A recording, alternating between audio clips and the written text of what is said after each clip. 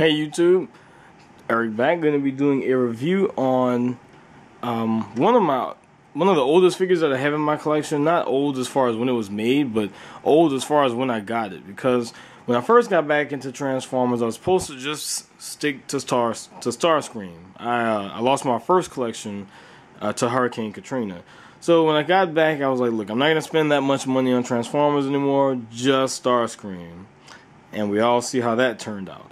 But this was one of the first characters I got when I got back home to New Orleans. I figured, well, what the hell, I'll get just Starscreams. And I'll start off with the movie verse, then I got the classic Starscream, then I got this guy.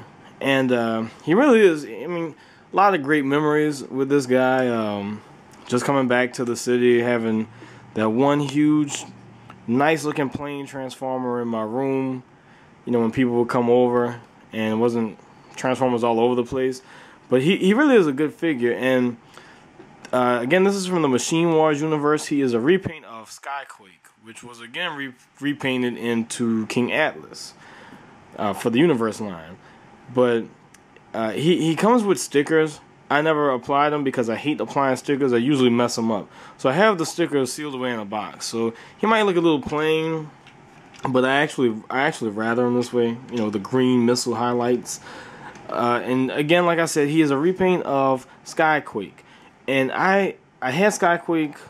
I had a friend who had Skyquake as a kid. I don't know how he got it.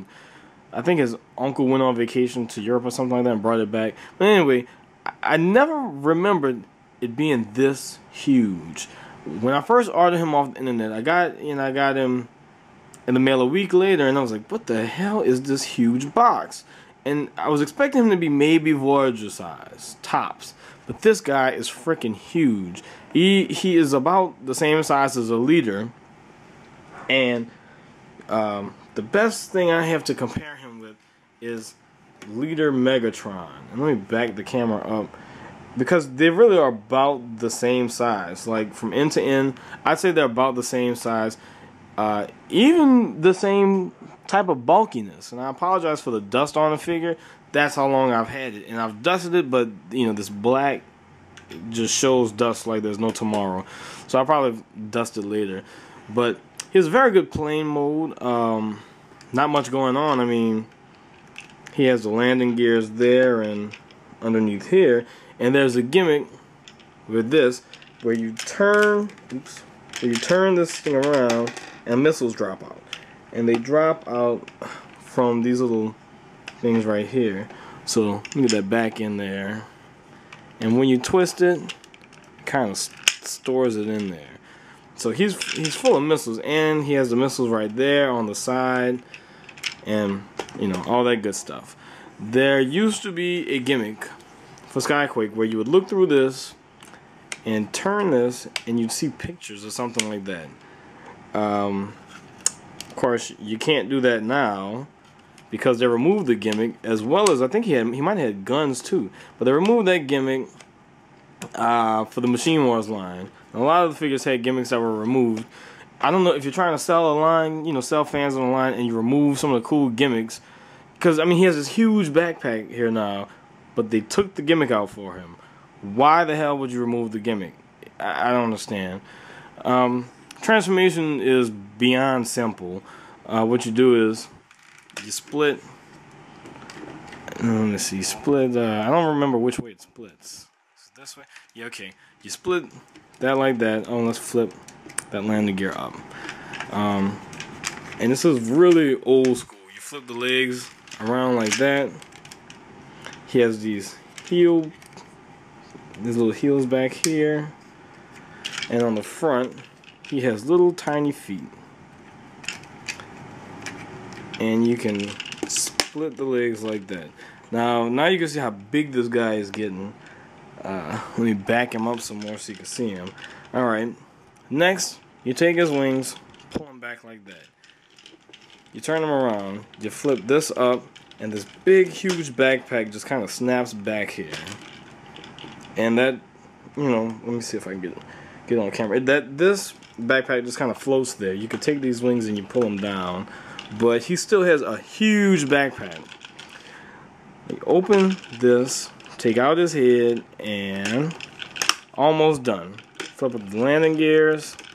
You have to pull out his hands so that they can move, and there you have it.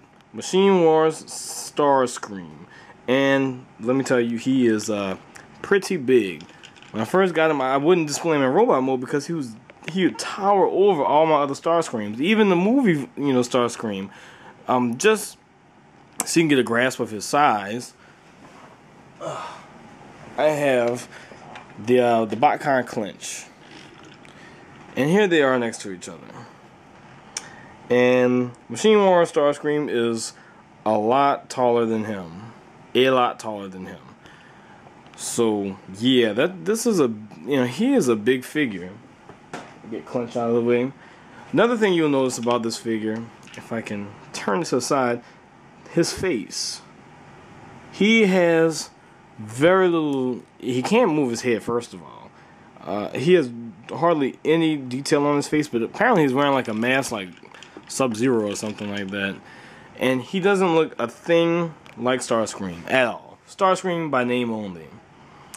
There's no articulation other than the arms can swing up and down. Some nice clicks there.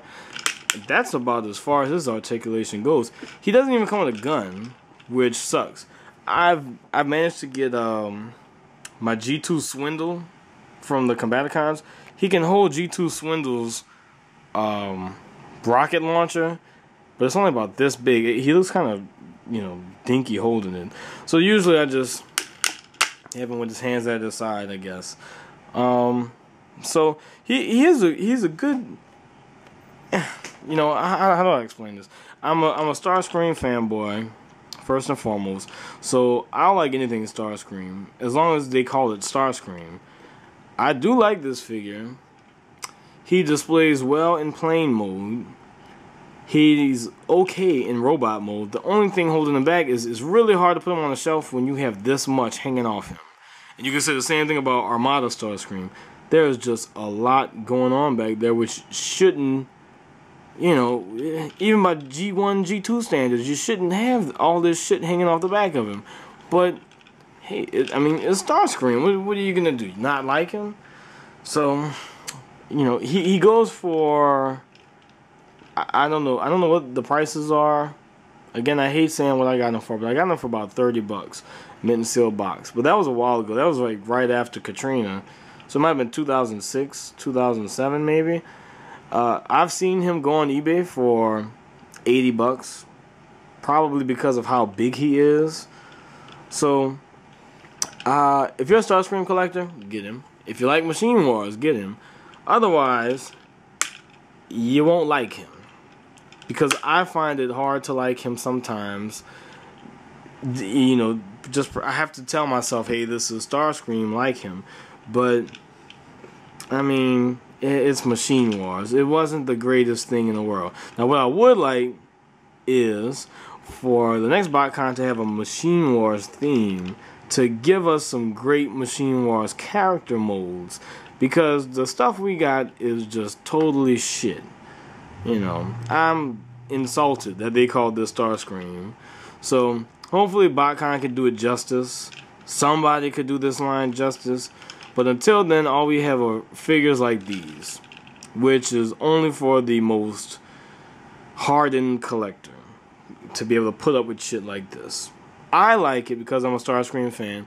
Most people won't like it. So that's my verdict on the figure.